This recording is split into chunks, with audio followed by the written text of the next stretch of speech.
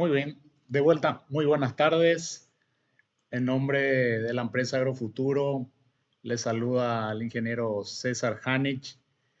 Hoy estamos en nuestra tercera entrega de nuestro Agrofuturo Academy. Hoy nos une el tema actual, que es el manejo de enfermedades en soja. En realidad aquí vamos a desarrollar puntos, vamos a decir, muy actuales, justamente porque atañen a lo que hoy estamos viviendo con probablemente un 60-70% del área de soja ya sembrada en las distintas regiones del país. Entonces estamos en esta posición, lo que nos lleva también a que se inicien los diferentes tratamientos de posemergencia a nivel de manejo de insectos y manejo de enfermedades. ¿Cuál es el objetivo un poco de esta entrega?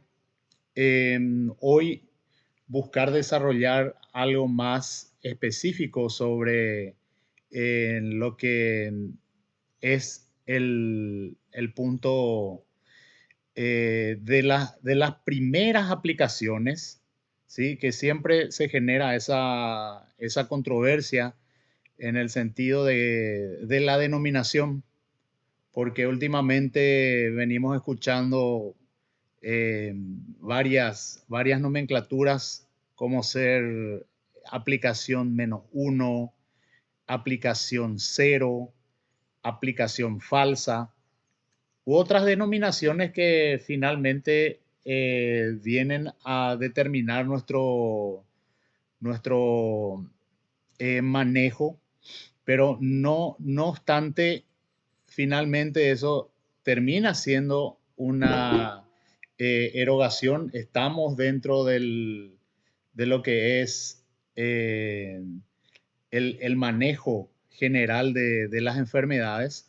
Entonces, esa denominación de aplicación falsa ante vamos a decir, un evento de tan gran magnitud que vamos a ver en algunas presentaciones que vamos a hacer de aquí en adelante, eh, debería entrar dentro prácticamente de la rutina de nosotros como técnicos para recomendar y de los productores para realizar a nivel de campo.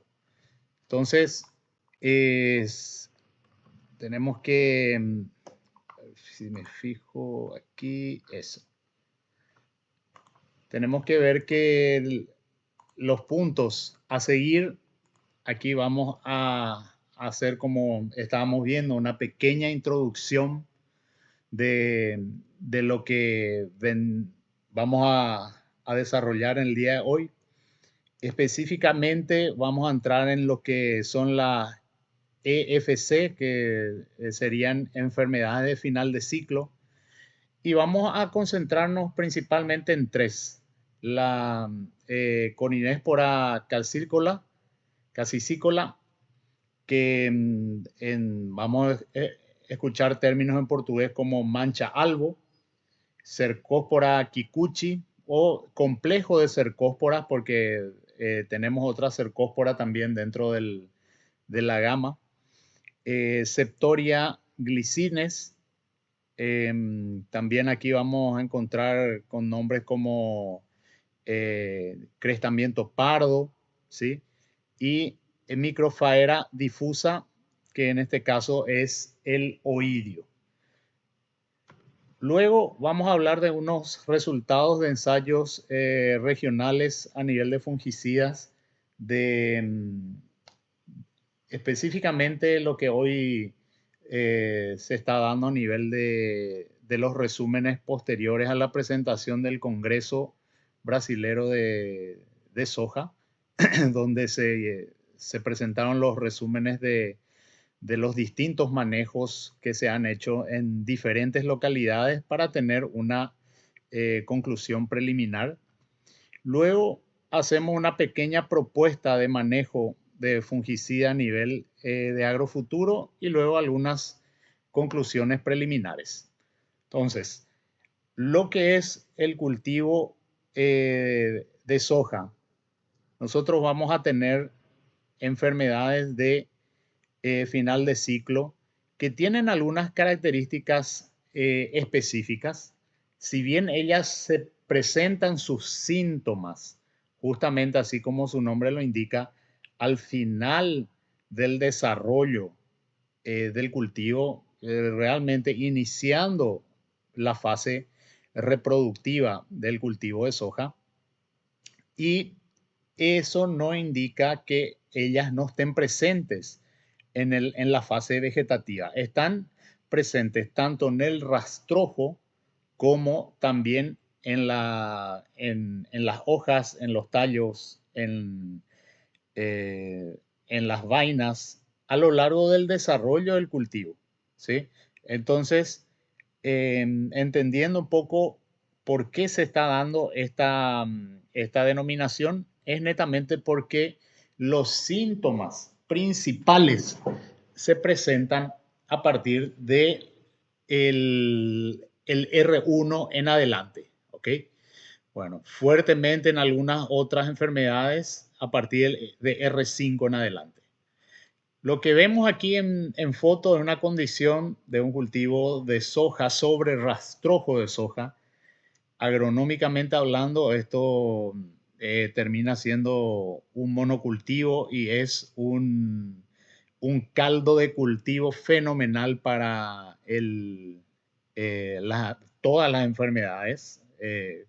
Sean en la próxima entrega vamos a hablar específicamente de roya, en este caso de la enfermedad de final de ciclo, que la gran mayoría de ellas se encuentran en el rastrojo de soja y eh, propiamente con las lluvias, estas rebotan las esporas, caen en las hojas, a partir de ahí germinan y se van desarrollando hasta volver a esporular. Bueno, tenemos en mayor o menor intensidad de, vamos a decir, de severidad en una u otra.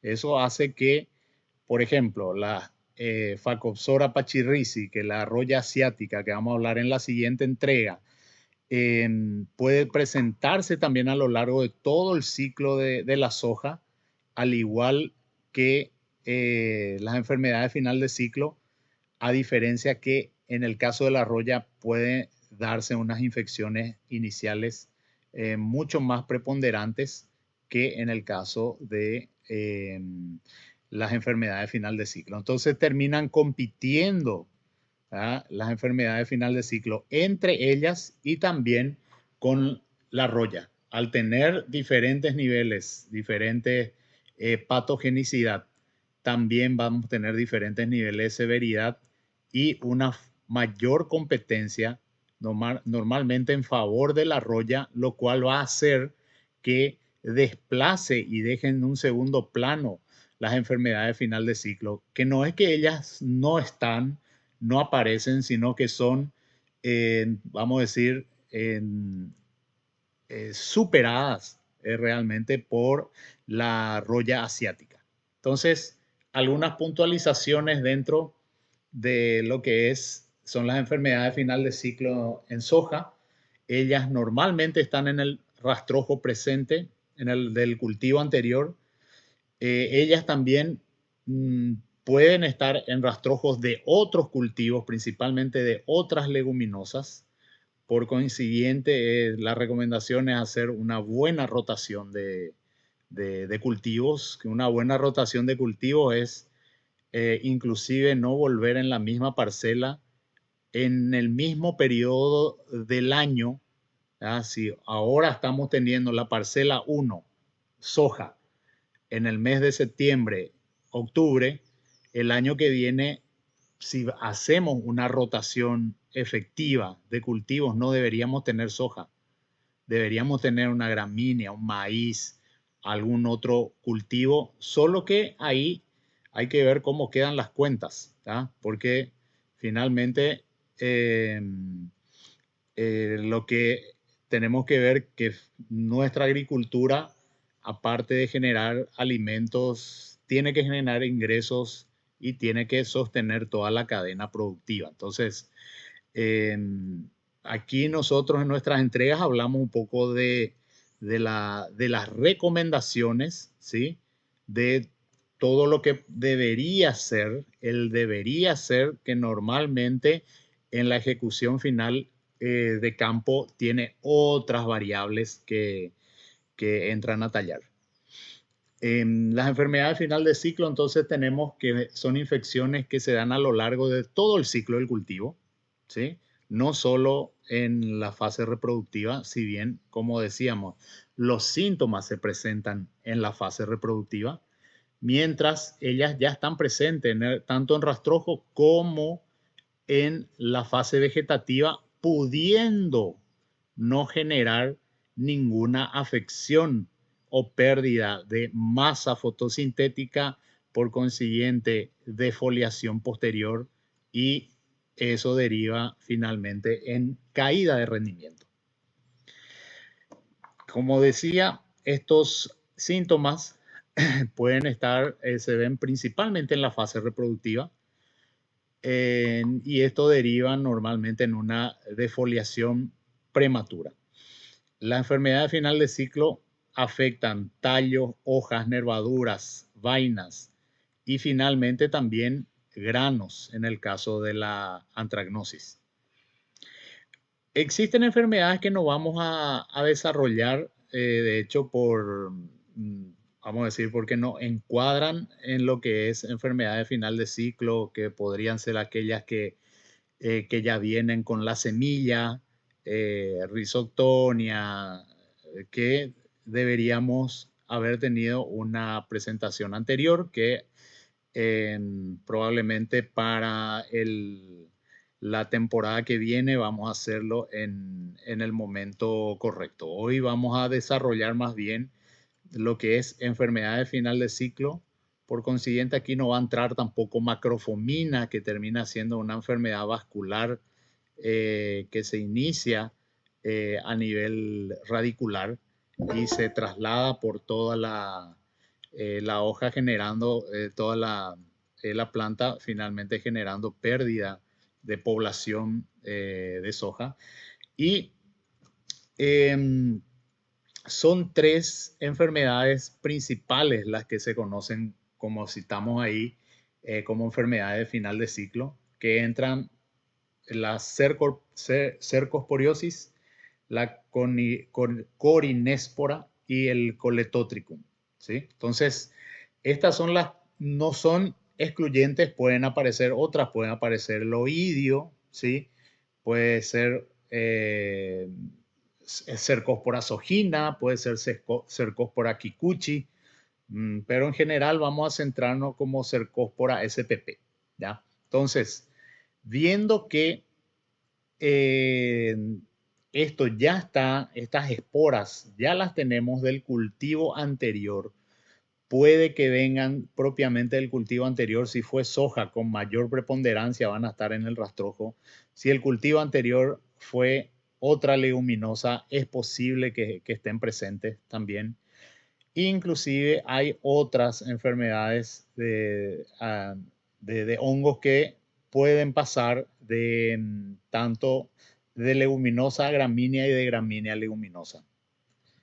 Bueno, esto para considerar solo en pérdidas que podríamos llegar a tener a nivel de enfermedad de final de ciclo, entre 500 a 600 millones de dólares en una campaña.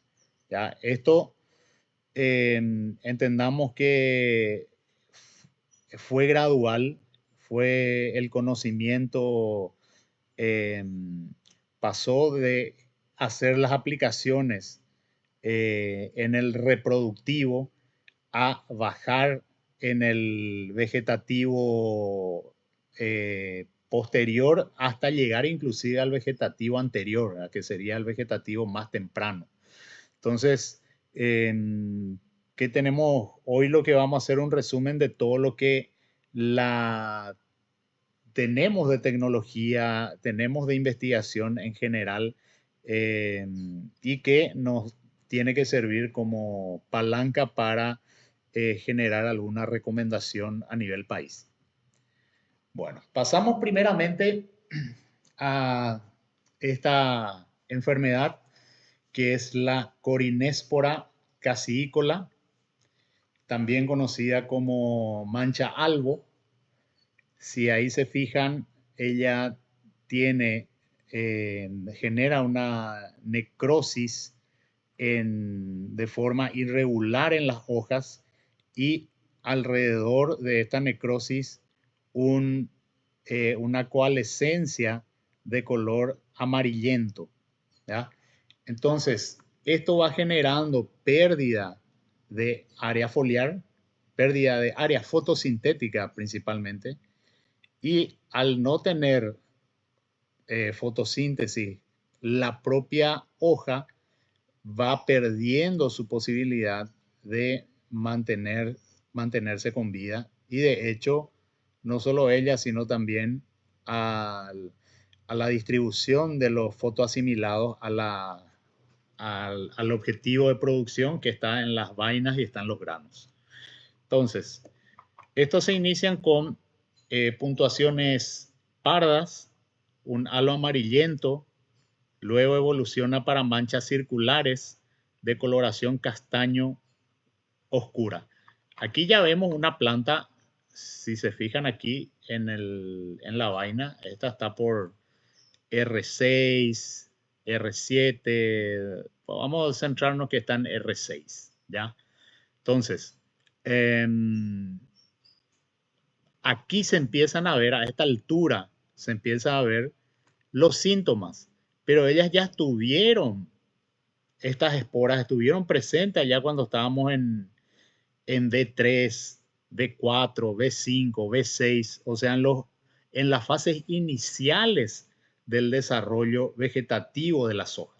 ¿Ya? Por eso de especial atención que los controles que se van a sugerir vienen justamente en la fase temprana del desarrollo vegetativo de la soja. Bueno, como manejo, nuestra idea siempre de manejo no es solo ir a lo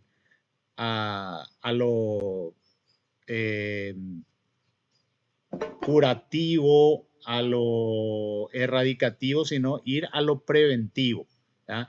Y en esa onda de preventivo no solo entran los fungicidas, también entran una serie de productos de manejos como ser el manejo de suelo, el de rastrojo, la rotación de cultivos, la elección de variedades, porque tenemos, hoy se está una fuerte tendencia del productor a mirar y tomar y seleccionar variedades por el factor genético y el biotecnológico, lo que le va a llevar a productividad y no mirar tanto la parte sanitaria. Y como sabemos por la regla del mejoramiento genético, cuando mejoramos potencial de rendimiento o perdemos adaptación o perdemos sanidad. Entonces, vamos a ver variedades muy productivas con alguna susceptibilidad a determinadas enfermedades. Entonces, en el catálogo de los productos a seleccionar de variedades, tenemos que tener especial atención en aquellas enfermedades, en la tolerancia a enfermedades, ¿sí? Bien, entonces, en manejo para la corinéspora casícola, mancha albo, la utilización de variedades resistentes, tolerantes, tratamiento de semilla, lo cual significa que las esporas del hongo corinéspora pueden ser transportadas por las semillas, ¿sí? La rotación, sucesión de cultivos con maíz y otras gramíneas. Y por último, el control químico con fungicidas. Ya, entonces, viendo prácticamente esta va a ser la línea de raciocinio que tenemos que seguir en lo que es las enfermedades final de ciclo. Prácticamente todas ellas, va a ser un poco repetitivo y para que no lo sea, todas ellas vienen de esporas que están en el rastrojo, de esporas que pueden estar o no en la semilla, de esporas que podrían transportarse por la esporulación desde el suelo hacia las hojas, que se pueden transportar por salpicado de gotas de lluvia para las hojas, infectándolas de esa forma. Entonces prácticamente siguen ese mismo camino, ¿ya? Otra que vamos a charlar un poquito aquí es la Cercospora kikuchi, en este caso, conocida también como mancha púrpura.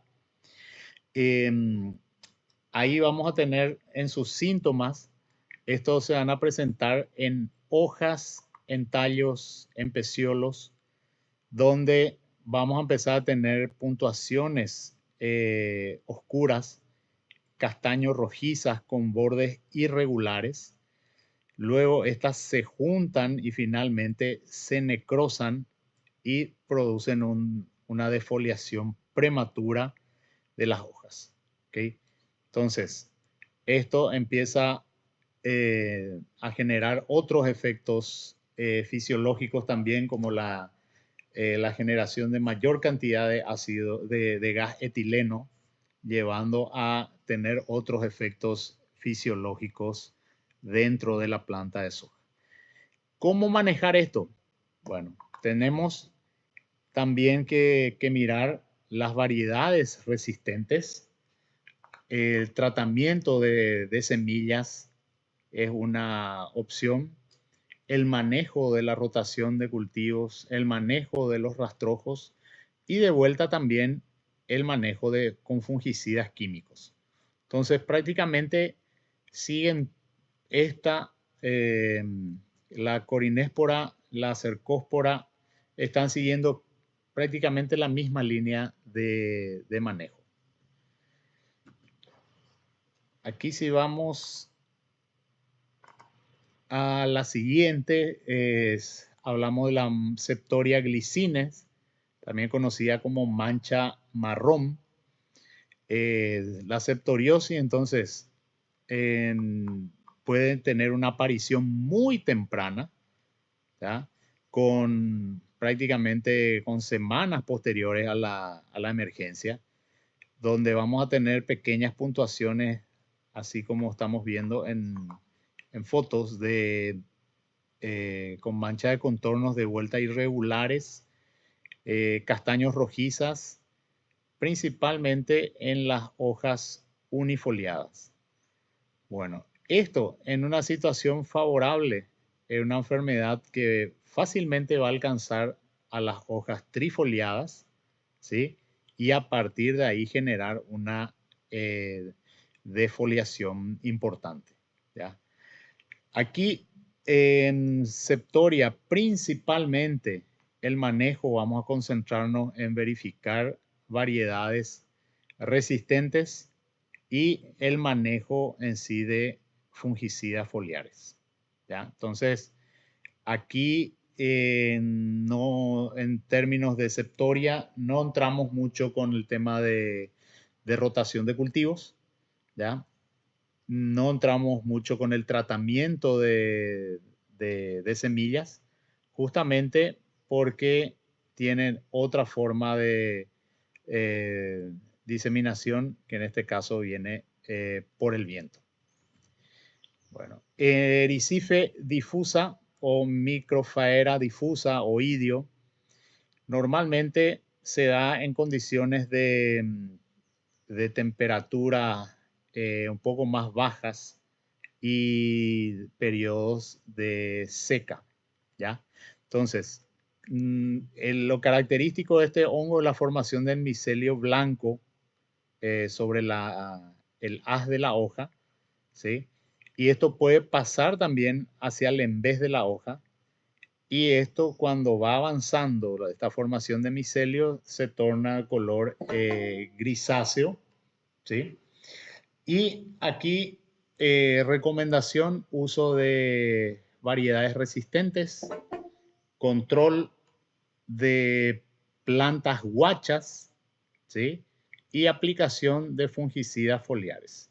Bueno, aquí nos muestra, cuando hablamos de control de plantas guachas, vemos que en el caso anterior de las 3 enfermedades que estamos hablando, pueden vivir en rastrojo muerto, y aquí el oidio necesita plantas vivas para eh, poder generar y cubrir su ciclo desde lo que es la germinación hasta de vuelta a la esporulación, ¿ya? Entonces, aquí prácticamente donde se sigue una misma línea de pensamiento en el tema de variedades resistentes y en la aplicación de fungicidas. Ese prácticamente es el padrón general que estamos viendo cuando estamos hablando de estas enfermedades de final de ciclo. Muchas de ellas, en el caso de corinéspora, en el caso de cercóspora, pueden venir por las semillas, ¿sí? En el caso de oidio, tenemos que tener especial atención en las plantas voluntarias, en las plantas guachas, tigüera, como le dicen en portugués. Entonces, eso va a llevar a que podamos tener, vamos a decir, un desarrollo más armonioso dentro de lo que es el desarrollo inicial del cultivo de soja. Bueno, otro que este sí podemos decir que es una enfermedad de final de ciclo, ¿sí? El Coletotricum truncatum, lo cual no significa de vuelta que él no esté presente en fases asexuales que no son, vamos a decir, severas en hojas, peciolos y vainas, pero después sí terminan siendo complicadas en un determinado momento.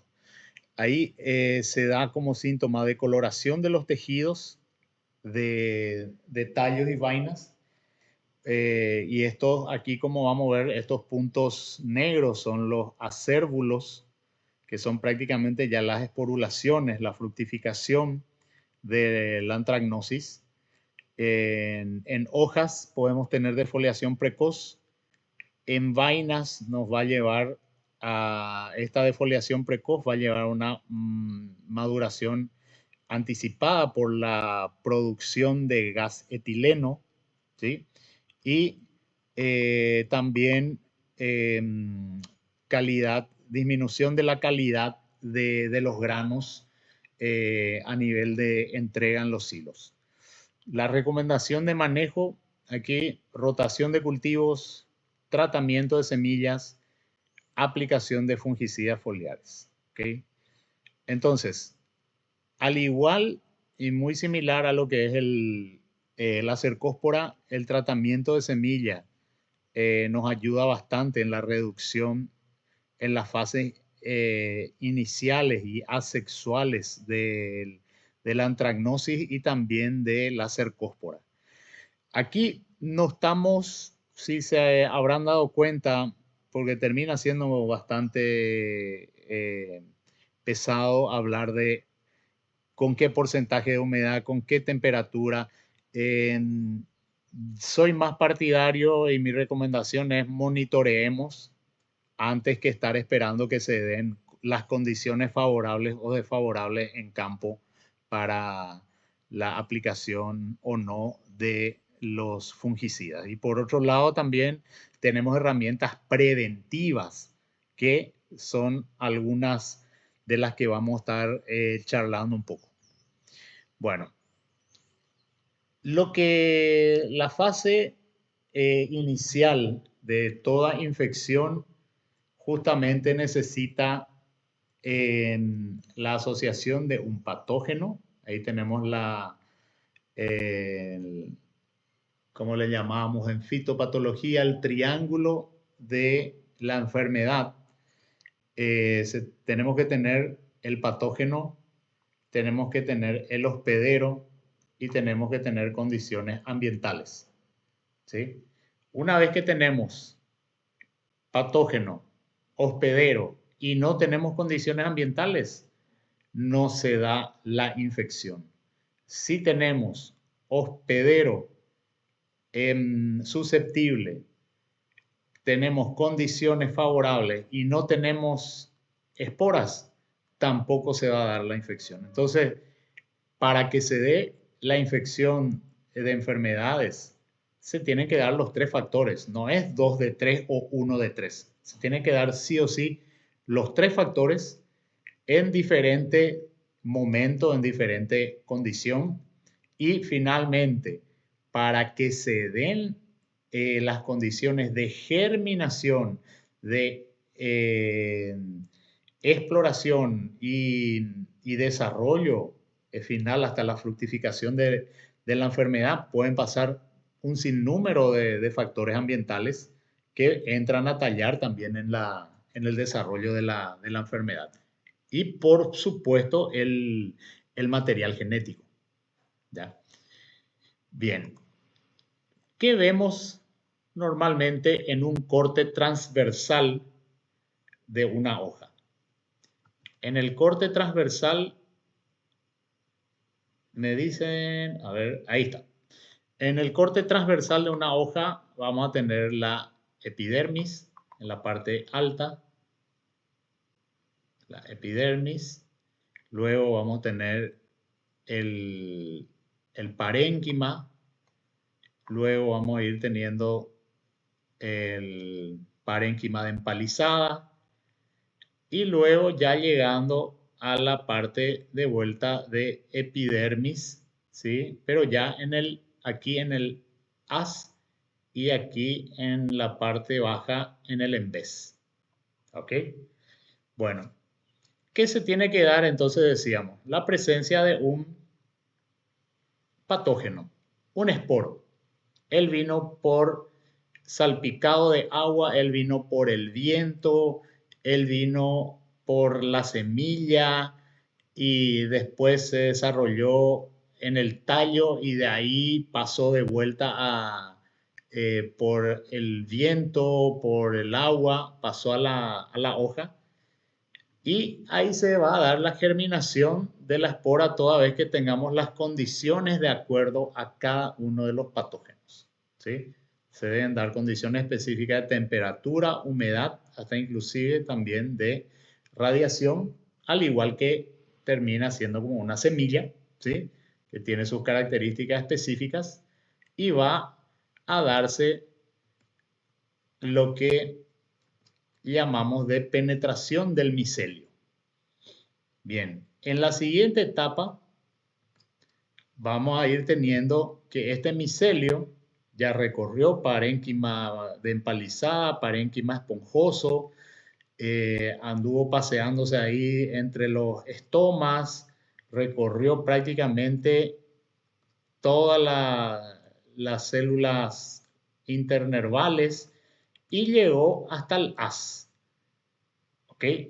Una vez que se da la esporulación es cuando prácticamente rebasó todo lo que es la parte del micelio, las hifas llegan al final hasta inclusive anclarse en el embés.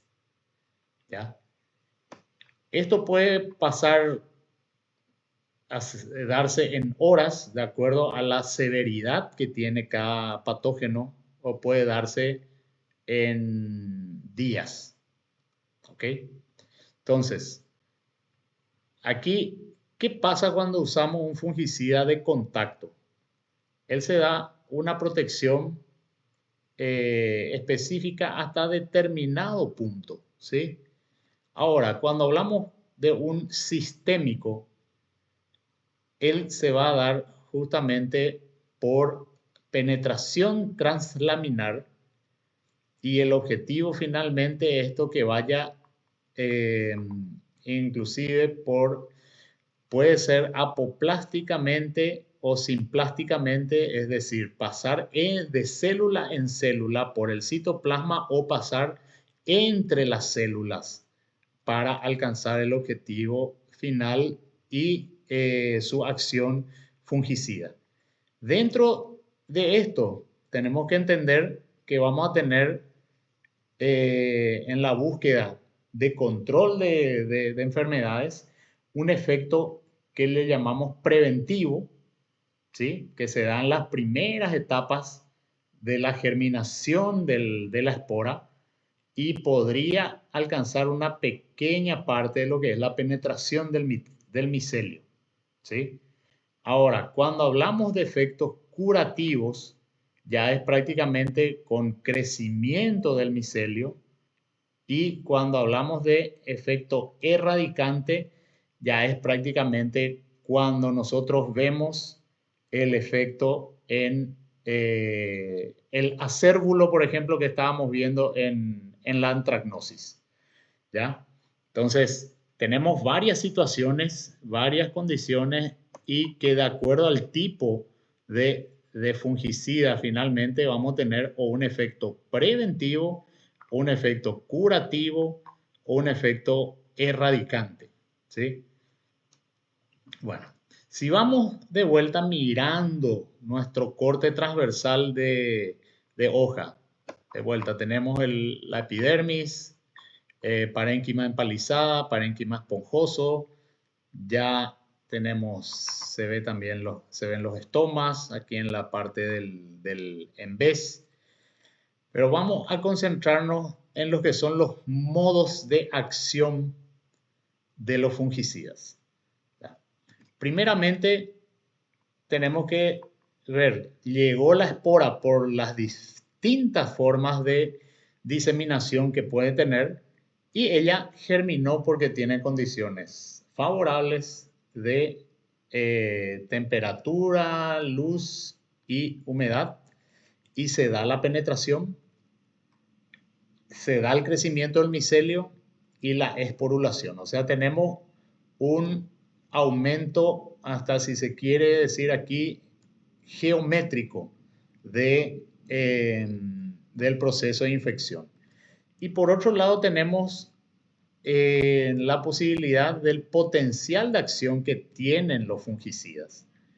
Y ellos vamos a tener algunos que son de bajo potencial de acción, otros van a ser de alto potencial de acción y eso tiene que ver de hecho con su composición. Bueno, dentro de lo que es los modos de acción, principalmente tenemos uno que empieza con un alto potencial de acción para la germinación de las esporas, pero cuando se da la penetración del micelio, el crecimiento del micelio y la esporulación prácticamente ya es ineficiente. Ahí estamos hablando de los fungicidas protectores o también llamados multisitios, ¿sí? Que van a, en lo siguiente vamos a ver qué específicamente atacan esos fungicidas. Bueno, otro tenemos que es muy malo en acción durante la germinación de la espora. A medida que el hongo, el micelio del hongo está penetrando y está creciendo el micelio, él mejora su potencial de acción, ¿sí? Su potencial de acción. Y una vez que ya creció bastante el micelio y se da la esporulación, ya no termina no siendo tan efectivo. Aquí estamos hablando de triazoles y morfolinas. Bueno, tanto triazoles como morfolinas, ellos están, para mí que se tranca un poco ahí la presentación y no corre del todo. ¿Cierto? Bueno, ahí aparece de vuelta. Ok. Decíamos, en el caso de triazoles y morfolinas, al inicio de la germinación de la espora no tienen muy buena acción. Cuando empieza a penetrar el micelio, se dan los mejores niveles de acción hasta un punto de inicio de crecimiento del micelio, pero ya no son eficientes durante la esporulación. Y ellas tienen el mecanismo de acción de biosíntesis de esteroles, o sea que participan en la síntesis del ergosterol y estos es el principal esterol dentro de la membrana de las células de los hongos. ¿Okay? Y tenemos otro que empieza también muy similar a los protectores a nivel de germinación de espora, muy buen control inicial, y luego cuando se inicia la penetración del micelio va decayendo fuertemente hasta llegar al inicio del crecimiento del micelio, donde empieza a tener un mejor efecto, y ellos son tanto las carboxamidas como las estrovirulinas. Y ambas tienen un mecanismo de acción que golpea el complejo de la respiración. Las carboxamidas, el complejo de respiración 2, y las estrovirulinas, el complejo de respiración 3. Finalmente, ambas disminuyen la presencia de ATP, que sería la formación de energía dentro de la célula. Entonces, haciendo un resumen, los protectores van a ayudar, al ser multisitios, tanto a nivel de biosíntesis, reducción del ergosterol, como también en los procesos de respiración. O sea que los multisitios, los protectores, van a ayudar tanto a la dificultad de formación de membrana y dificultad en la respiración de las células de los hongos.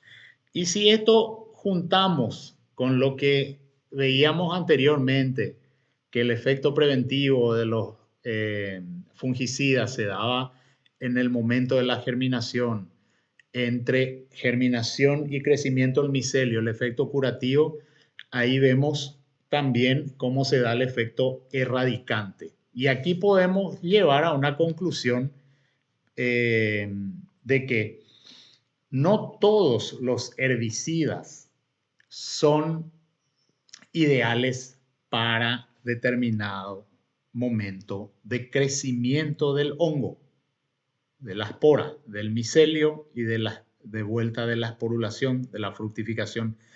Entendiendo esto, vamos a poder ubicar mejor la estrategia que vamos a cumplir en términos de fungicidas. ¿Ok? Entonces, vamos a tener triazoles con poco efecto preventivo inicial, luego aumentan en efecto curativo y son intermedios en efecto de erradicante, de esporulación. Si vamos a los protectores, ellos son muy buenos durante la germinación de la espora, ¿sí? Disminuyen su acción durante la penetración del micelio, el crecimiento del micelio y la esporulación, y prácticamente se mantienen en los niveles más bajos como efecto erradicante, ¿sí? Y finalmente, tanto carboxamidas como estrovirulinas que intervienen en la respiración celular son muy buenas como efecto preventivo inicial para la germinación de esporas. Cuando se da la penetración del micelio, cuando empieza, ahí tienen dificultades, y de vuelta ellas suben su nivel de control como efecto erradicante en la esporulación. ¿Okay? Entendiendo esta forma nosotros luego tenemos que ver de qué estamos hablando cuando nos recomiendan o vamos a recomendar un producto específico. Él es un protector, es multisitio, es un triazol, es una morfolina, es una carboxamida, una astrovirulina y por ahí vamos a llegar, si bien ahora tenemos varios otros nuevos fungicidas, pero básicamente los modos de acción se mantienen de esta forma. Bajos inicialmente en el caso de triazoles para la germinación, altos tanto para carboxamidas, astrovirulinas y protectores durante la germinación de la espora. Solo los triazoles y morfolinas tienen un buen efecto durante la penetración y el crecimiento del micelio, y solo las carboxamidas y astrovirulinas tienen mayor efecto erradicante ya cuando tenemos esporulación. Ahora, ¿qué es lo que tenemos que buscar? Una estrategia de manejo y cómo ubicar esto dentro de lo que es el programa de fungicidas. ¿Ok? Bueno, aquí vamos a hablar entonces de unos resultados de unos ensayos regionales que se presentaron en el Congreso de Soja, donde vemos, aquí primeramente vamos a hablar de la corinéspora. Aquí vamos a ver severidad de la corinéspora, porcentaje de control en relación a un testigo sin fungicida, la fitotoxicidad media, la productividad en producción y porcentaje de reducción de productividad en relación al tratamiento con la mayor productividad. Media, esto de 19 locales para la severidad, 15 locales para fitotoxicidad, y menciona ahí cuáles son los tratamientos que están analizados en fitotoxicidad. 14 locales en productividad, esto de la zafra última 24-25. Entonces, ¿qué podemos ver y qué rescatamos? Vamos a ver primeramente, hay algunos, de hecho, algunos herbicidas conocidos como el mancozeb, el prothioconazol, y ahí busquemos encontrar el punto. Mancozeb, vamos a colocar en protector multisitio, o sea, él ayuda a la no formación de membrana y ayuda a dificulta la respiración de los hongos. Luego estamos en el tratamiento 8. ¿Por qué me quedé aquí? Porque es el que mejor performance presentó en términos de productividad, ¿sí? Con 4.576 kilos. También es el que presentó menor fitotoxicidad comparativa, ¿sí? 0.5. No hay ningún otro que sea menor a él. Y aquí un nuevo que es el metiltetraprole, ¿sí? O sea que tenemos una nueva camada de fungicidas de muy buen modo de acción que van a ir completando con lo que ya tenemos, ¿sí? Ahí en segunda instancia vemos entonces acá un prothioconazol, que es un triazol, ¿sí?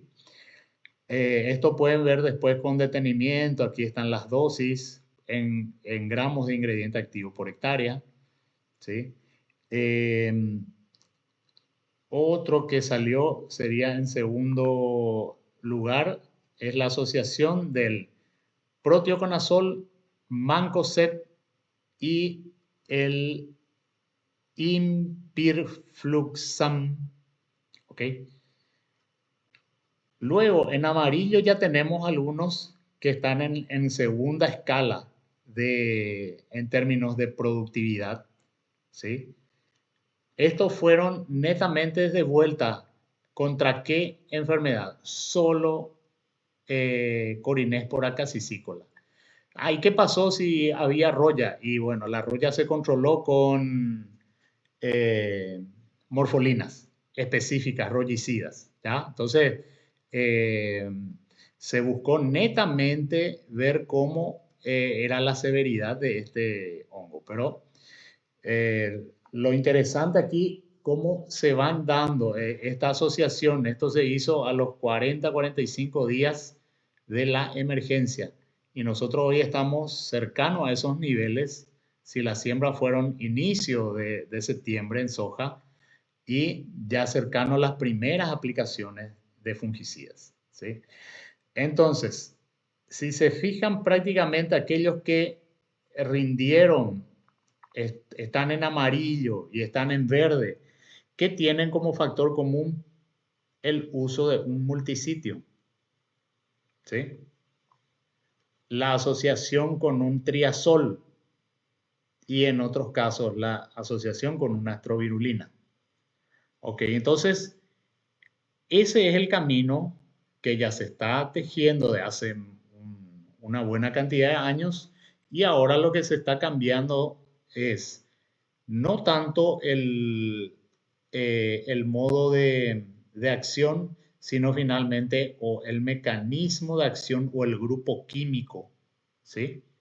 Entonces vamos a tener nuevas estrovirulinas que van a venir a complementar las que ya teníamos actualmente en el mercado. Si bien aquí vemos una de bastante años, que es la azocistrobina, que igualmente tiene un buen performance, ¿sí? Ahí, esto que indica el RP es la pérdida de productividad comparando con el testigo. Y este ensayo también nos lleva a la conclusión de que un material susceptible sin la aplicación de fungicidas puede llevar a una pérdida de 20% de productividad. Solo la corinéspora. Imagínense que no es solo la corinéspora que tenemos en campo, es una asociación de enfermedades, ¿ya? Estos son ingredientes activos y fungicidas, dosis de fungicida aplicados a los 30 días después de la emergencia, ¿sí? Aquí vamos a ver un tratamiento sin aplicación a los 30 días después de la emergencia. Aparece una asociación de dos biológicos, Bacillus velecensis y Bacillus subtilis. Aquí vemos las dosis, 400 ml. El ingrediente activo de uno es 36 gramos por hectárea, del otro es 12. Y bueno, y ahí tenemos después el tratamiento 4, propiconazol más difenoconazol, el 5, difenoconazol más tebuconazol, el 6, la metominostrobina más tebuconazol más clorotalonil. Aquí aparece de vuelta otro multisitio. Y el séptimo es el proteoconazol más el mancozeb. Se quedó un poco parado ahí de vuelta, entonces ahí creo que va a quedar un poco más claro. Sí, tenemos entonces un tratamiento que es asociación de dos productos biológicos, ¿sí? Bacillus velecensis subtilis, propiconazol más difeno más tebuco, metominostrina trovina más tebuconazol más clorotalonil, y el séptimo, el proteoconazol más mancozeb. Esto se hizo un programa de aplicaciones de intervalo de cada 14 días, que eso en la próxima entrega vamos a ir desarrollando con más detalle, ¿sí? Y la primera a los 45 días después de la emergencia. Bueno, ¿qué resultó de esto? Una incidencia de enfermedades a los 45 días después de la siembra.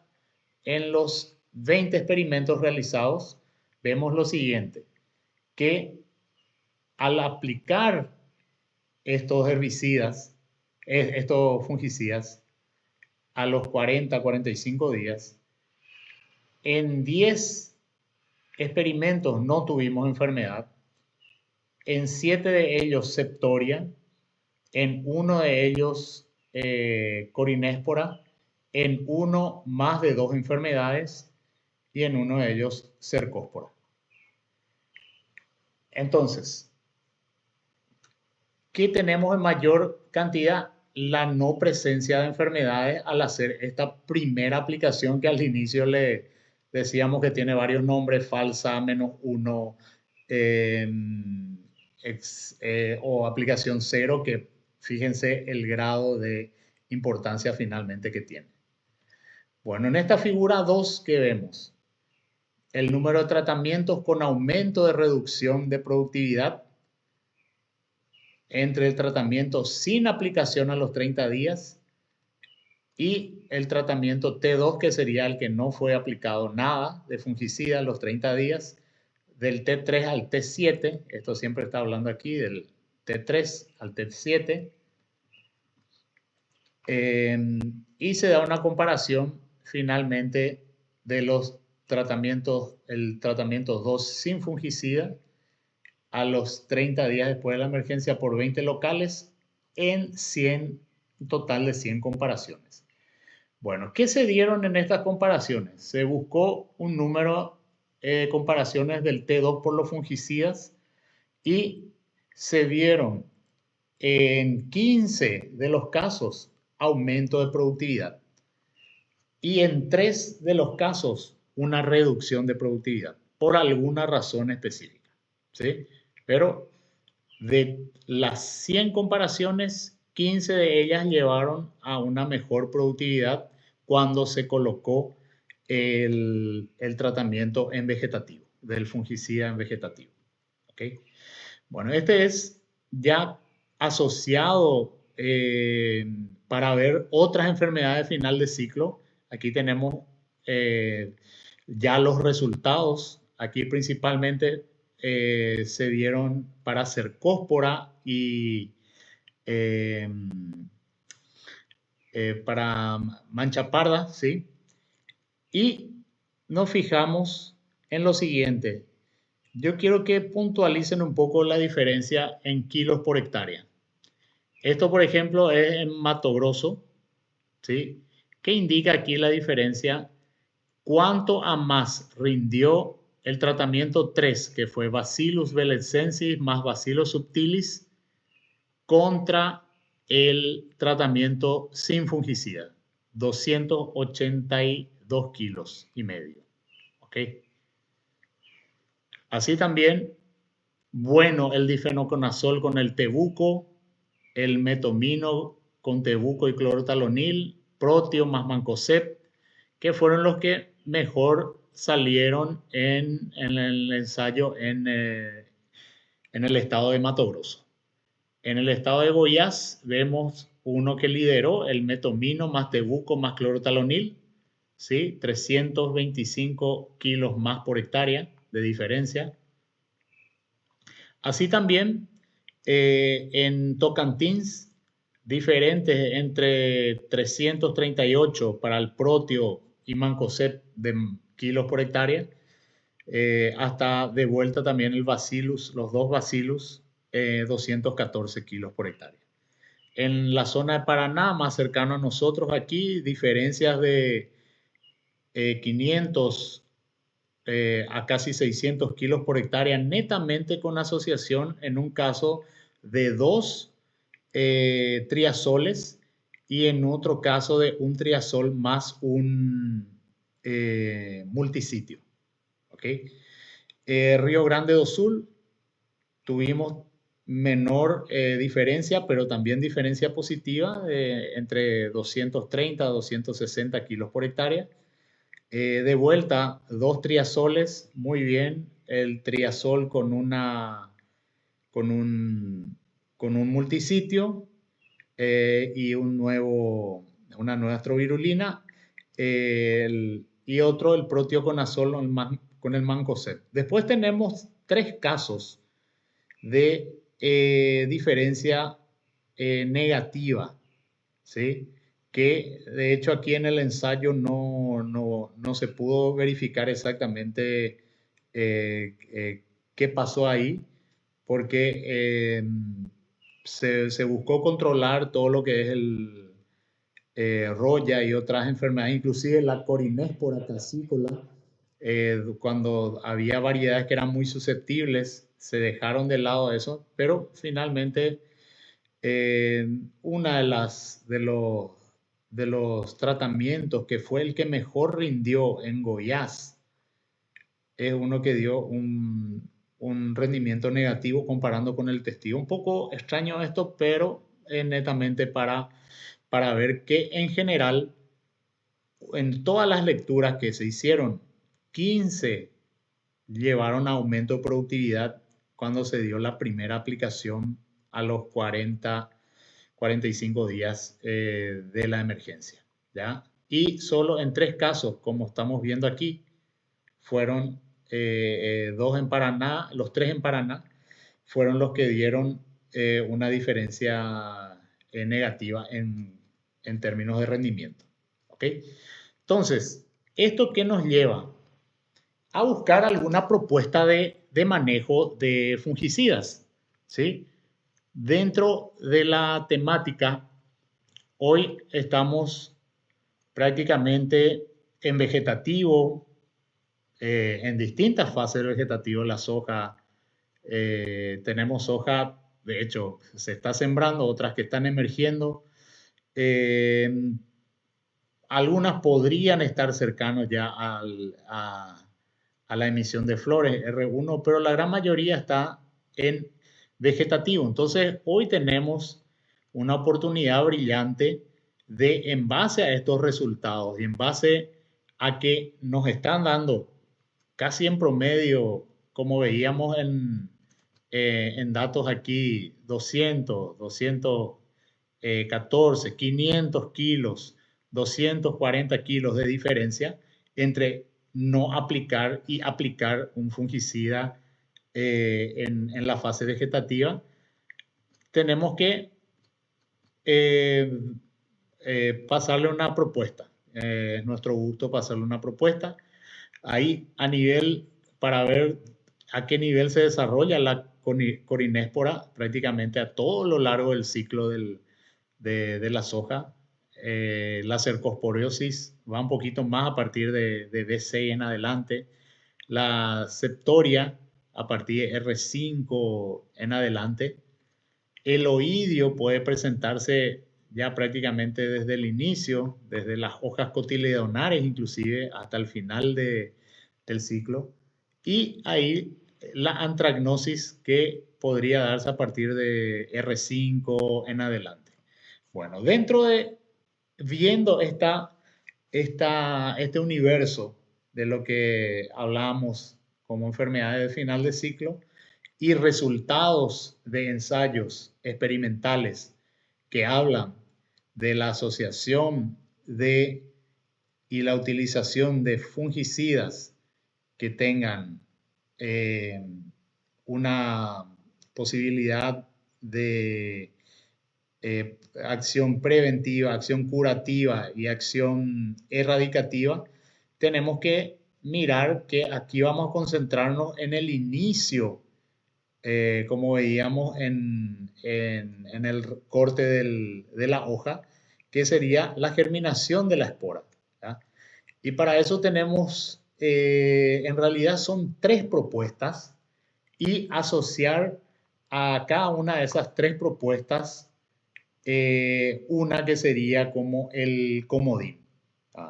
Tenemos el difenoconazol, que estamos hablando de un tebuconazole 20% más difeno 20% en suspensión concentrada a una dosis de 400 a 500 ml por hectárea. Esto va en relación al monitoreo que hagamos a campo y la presencia o no de síntomas de la enfermedad, y asociamos a él un clorotalonil 72, nuestro cloronil, en una dosis que podría ir de 1,600 a 2,5 litros por hectárea.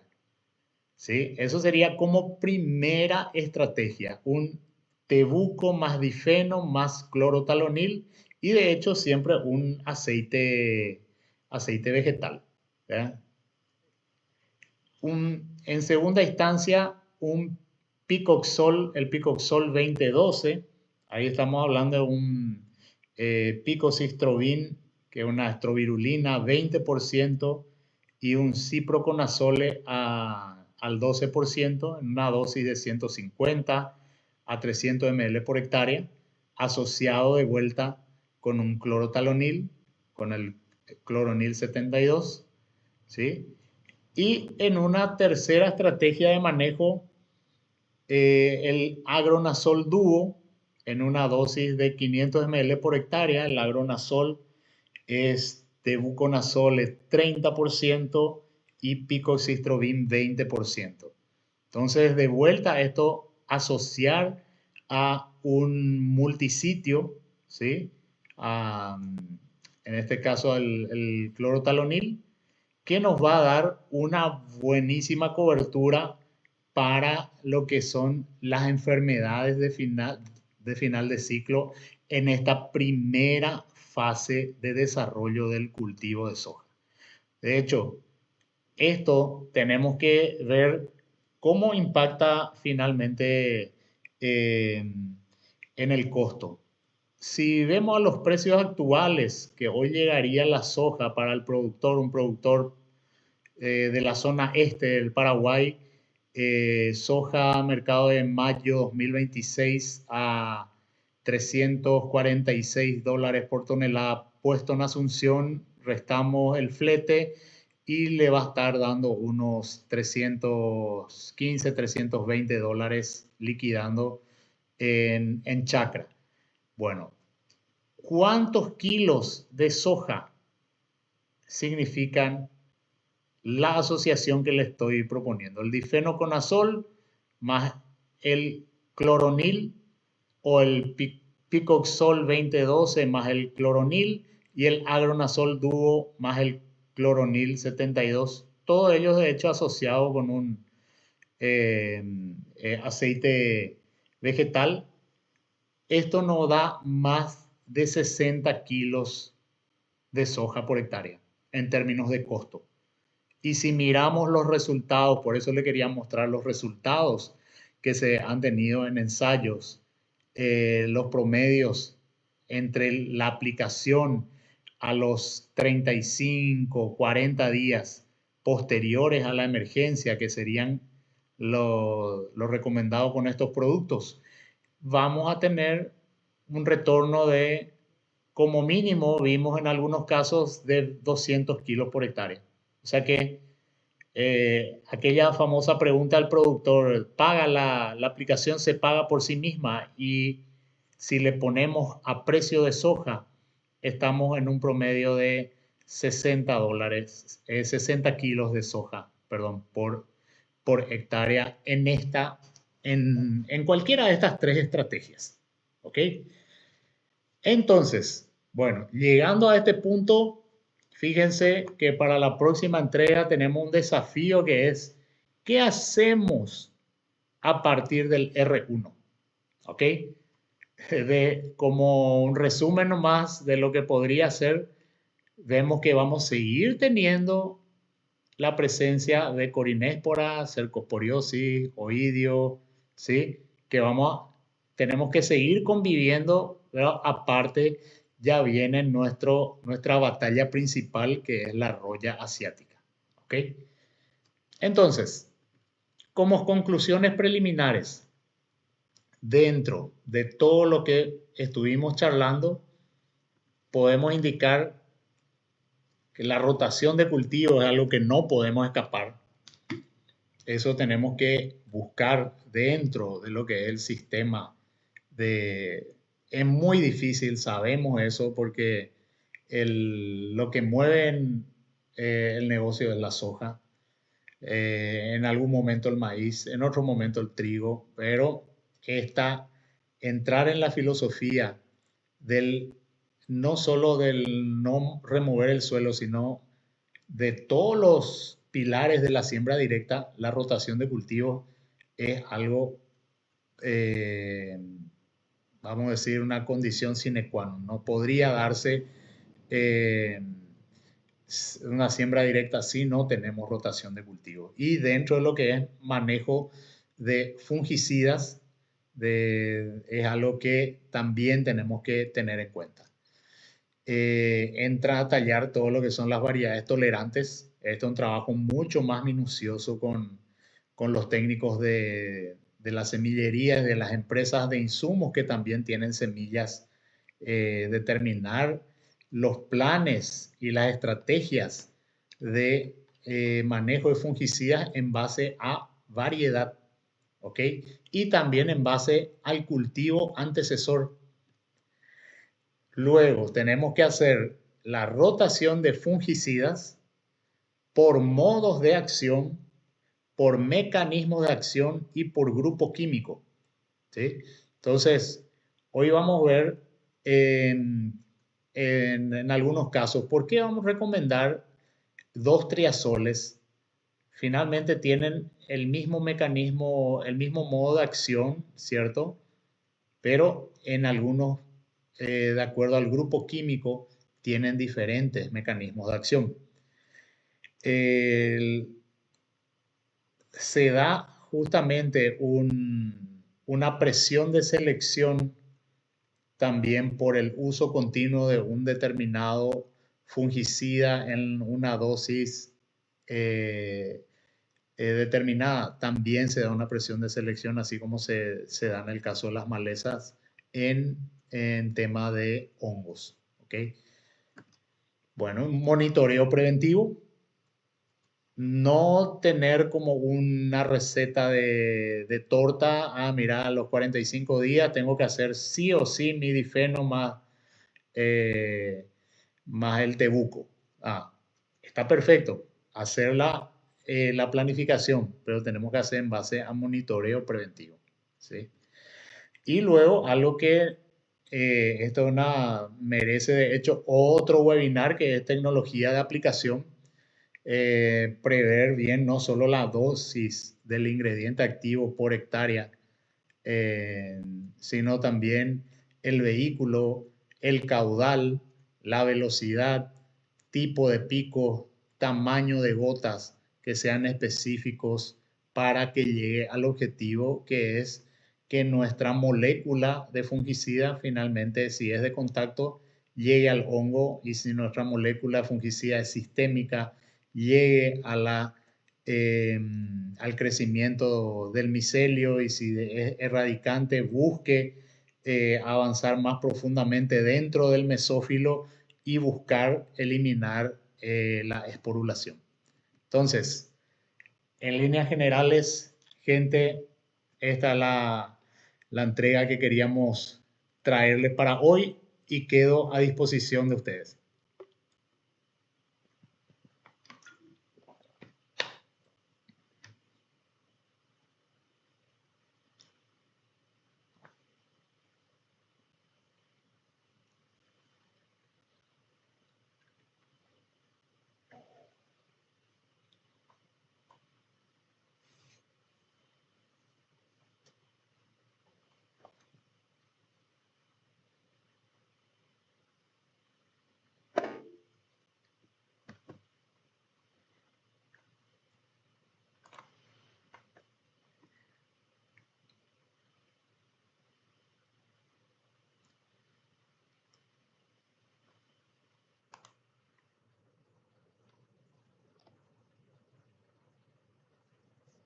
Bueno, espero que se haya solucionado. Algunos me escribieron aquí que había, espero que se haya solucionado. Algunos me escribieron que había problema de imagen.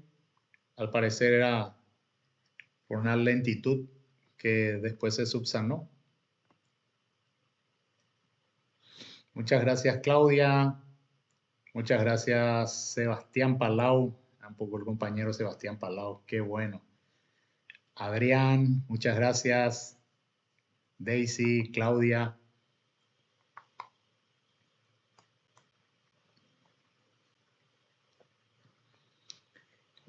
Muy bien, perfecto. Entonces,